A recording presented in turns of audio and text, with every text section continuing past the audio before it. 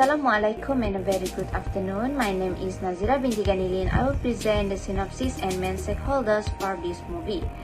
Gifted is a story about a family fighting for custody of a 7-year-old kid named Mary. Her mother died when she was 6 months old and her late mother put her trust on her uncle to take care of Mary.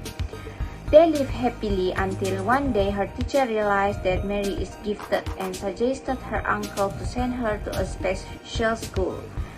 And at the same time, the headmaster contacted her long-lost maternal grandmother. So then the custody battle starts when her grandmother realizes about her gift. Her grandmother wants Mary to be a mathematician just like her mother.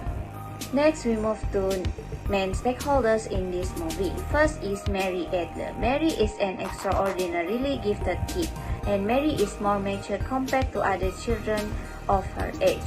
Mary has an incredible knowledge of math and arithmetic equation. On her first day of first grade, she shows remarkable mathematical talent which impressed her teacher, Bonnie Stevenson. Mary solves a multiplication problem on her own and even states the square root of the number.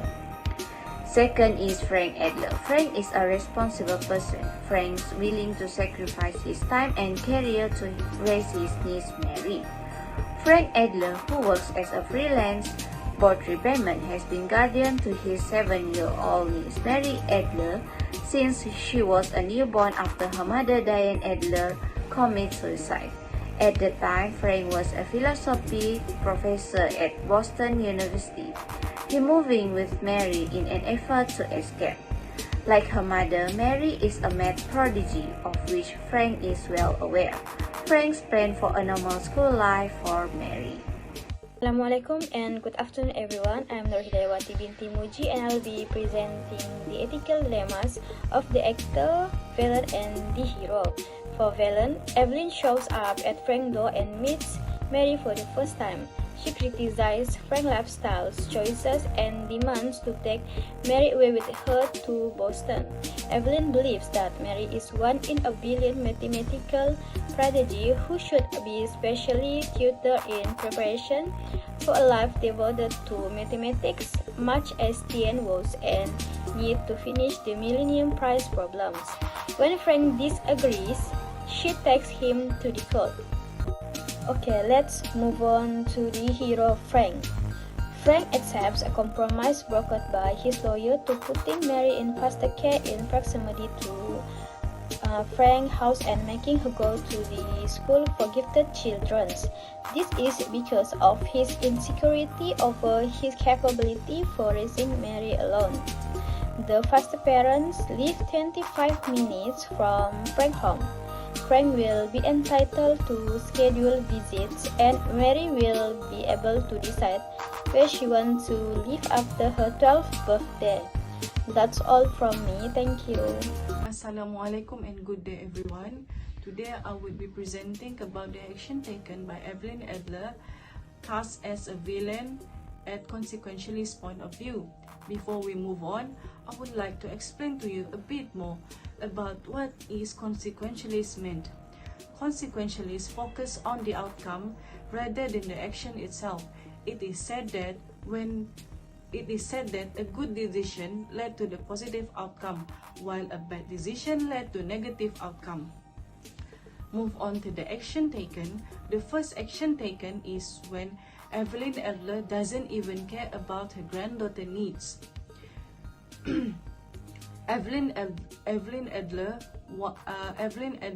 realized that Mary and Diane share the same abilities, that both are math genius, and she wants Mary to enroll at the School of Gifted People.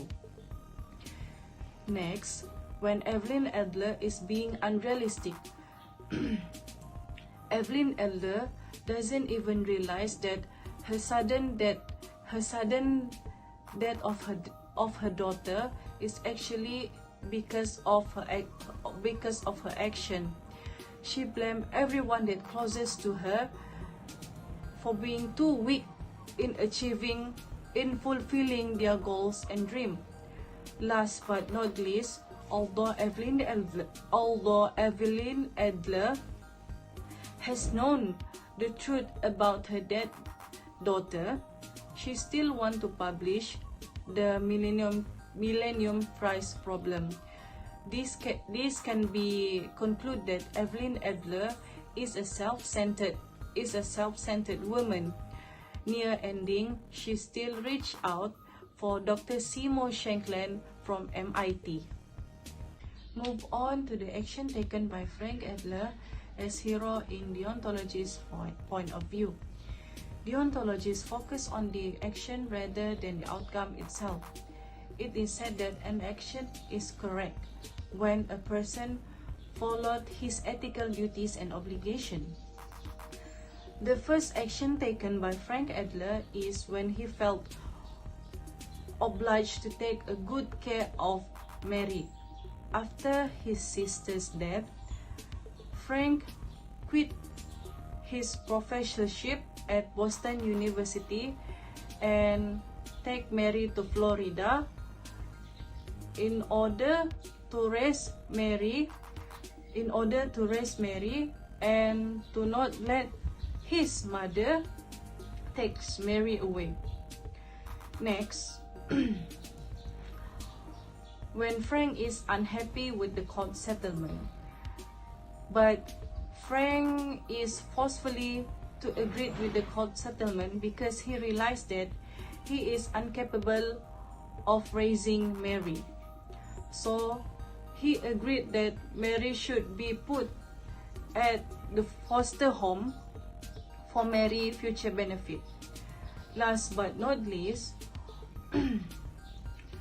although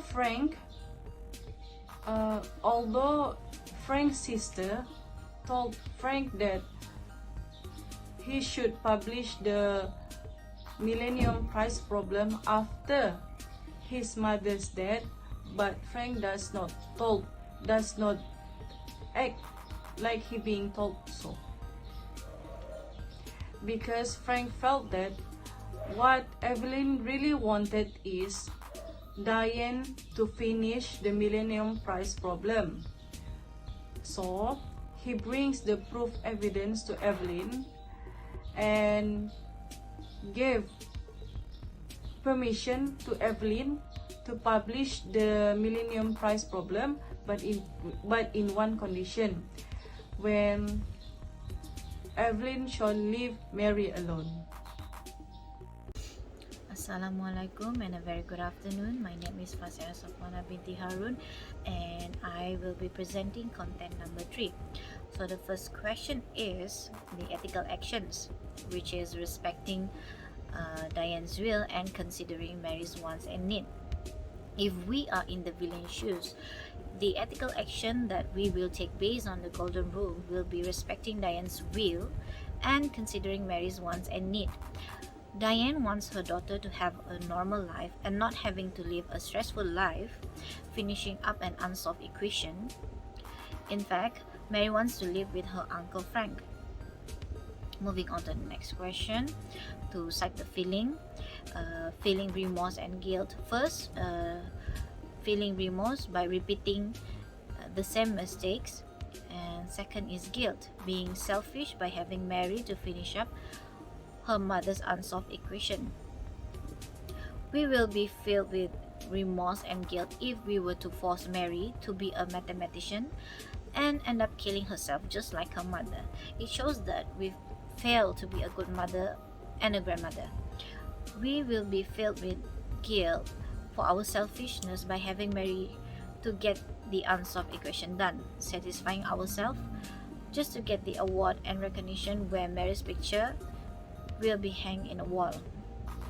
So as a conclusion, lesson that we learn from this movie is to respect, to support, and to be loving, and also to spread love and kindness.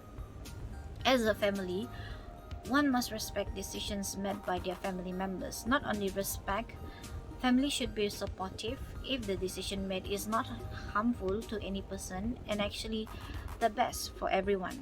And lastly, a mother should not be selfish, where mothers supposedly to show kindness and loving emotions so that their children feels love, and somehow kindness shown by their mother could be an example to their children to spread and do kindness to others. Thank you.